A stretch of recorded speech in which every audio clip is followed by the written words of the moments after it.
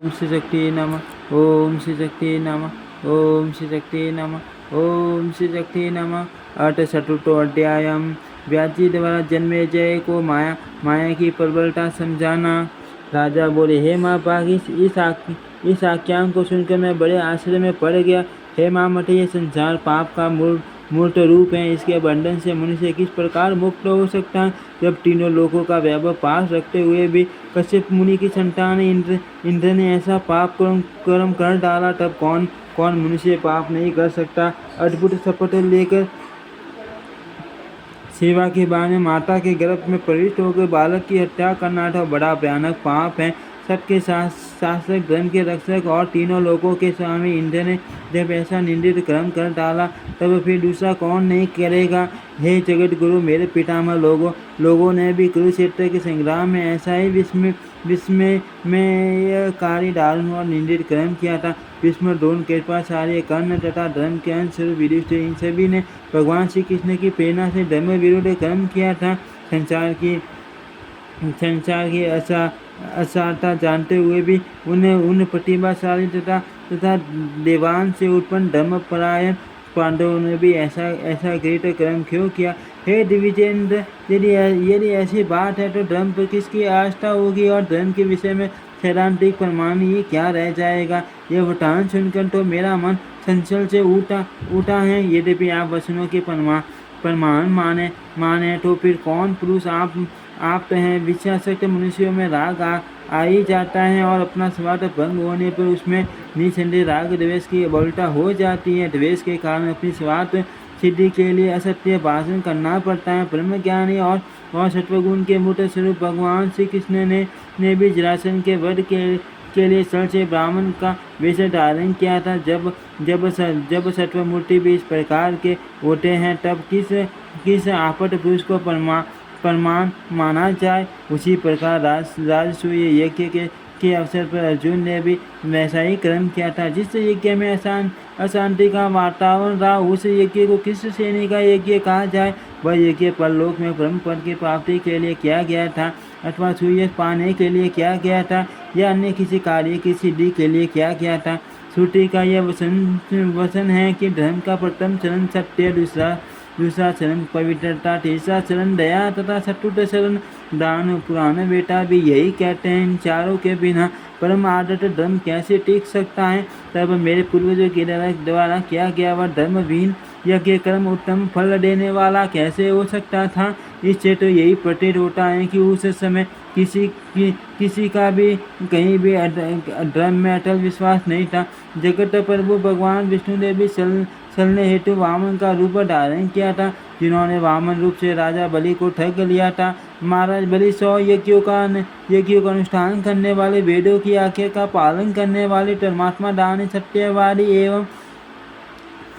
एवं जितेंद्र थे। ऐसे महापुरुषों को परम प्रभावशाली भगवान विष्णु ने अकस्मात पदच्युत कर दिया। अतः हे कृष्ण द्वैपायन, उन दोनों में कौन जीता? वंचना करके छल क्रम में निपुण भगवान वामन की विजय हुई या चले गए राजा बलि की? इस विषय में मुझे महान संदेह है। दिव्य श्रेष्ठ, मुझे सत्य बात बताइए, क्योंकि आप पुराणों के रचयिता, धर्मज्ञ तथा महान बुद्धि संपन्न है। व्यास जी बोले, हे राजन, उस राजा बलि की विजय हुई जिसने समस्त भूमंडल का दान कर दिया। हे राजन, जो त्रिविक्रम नाम से विख्यात थे, वे भगवान विष्णु वामन बने। हे नरेंद्र, उन्होंने छल करने के लिए यह वामन रूप धारण किया था और इसी छल के परिणाम स्वरूप पूर्ण श्री हरि को राजा बलि का द्वारपाल बनना पड़ा। अतः हे राजन, सत्य से बढ़कर धर्म का मूल और कुछ नहीं। हे राजन, समय प्रकार से सत्य का पालन करना प्राणियों के लिए अत्यंत दुष्कर है। अनेक रूप धारण करने वाली त्रिगुणात्मिक माया बड़ी बलवती है, जिसने तीनों गुणों से सम्मिश्रित इस विश्व की रचना की है। अतः हे राजन, छल कपट करने वाले से बिना प्रभावित हुए यह सत्य कैसे रह सकता है?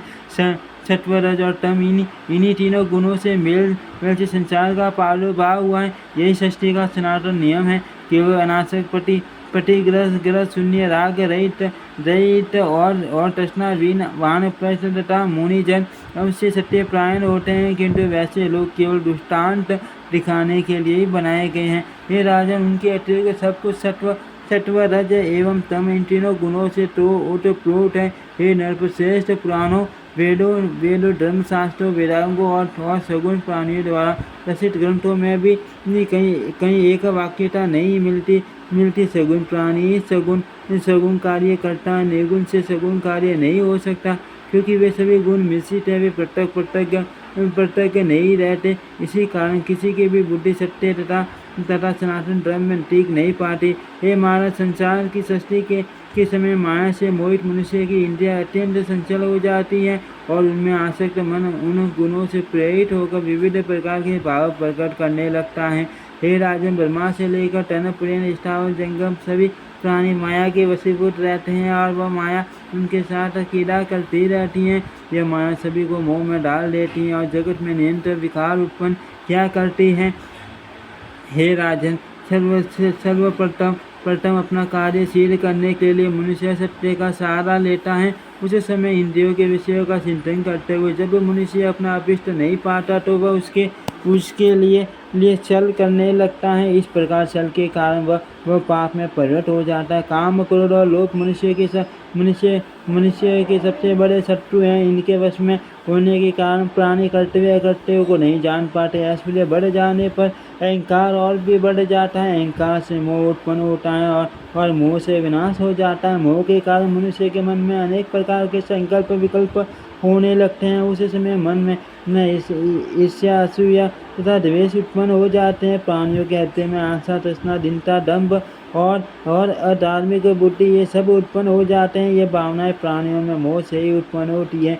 यज्ञ, दान, अतीत, व्रत और नियम जो कुछ भी सत्कर्म है उन्हें भी मनुष्य अहंकार के ही वशीभूत होकर नियंत्रण करता है। उनका अहम भाव से किया गया सारा कार्य वैसा नहीं होता जैसा कि शुद्ध अंतःकरण से किया जाता है। आसक्ति एवं लोभ से किया हुआ कोई भी कर्म सर्वथा अशुद्ध होता है। बुद्धिमान मनुष्यों को चाहिए कि वे सर्वप्रथम द्रव्य शुद्धि पर विचार कर ले। द्रोह रहित कर्म करके अर्जित किया हुआ धर्म कार्य में प्रशस्त माना गया है। हे नरश्रेष्ठ, द्रोह पूर्वक उपार्जित किए हुए द्रव्य के द्वारा मनुष्य जो उत्तम कार्य करता है, समय आने पर उसका विपरीत फल प्राप्त होता है। जिसका मन परम पवित्र है वही पुण्य फल का अधिकारी होता है और मन के विकार पूर्ण रहने पर उसे यथार्थ फल नहीं मिलता।